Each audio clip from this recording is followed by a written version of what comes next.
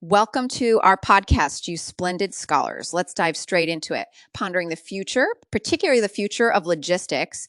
Picture being at an interview and you're asked, what's the logistics future in 5-10 years? Quite the query, isn't it? It sounds uncannily like a fortune teller's job than a logistic executive's, but it's a very pertinent question.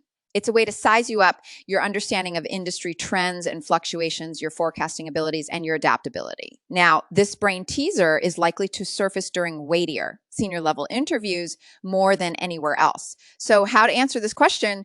This big cheese of a query is about more than just showcasing your impressive Nostradamus skills. It's about a well-informed, attuned, and analytic understanding of current trends in the logistics sector. The interviewer isn't seeking a Swami-like prophecy. They want reasonable predictions anchored in current trends and, of course, a fascination for the future. Keep in mind, there isn't a right answer. It's all about steering the conversation, making them think. Because, folks, the world will forget the stats, but they'll remember how you made them think. So set sail like Marco Polo and navigate yourself into their memories.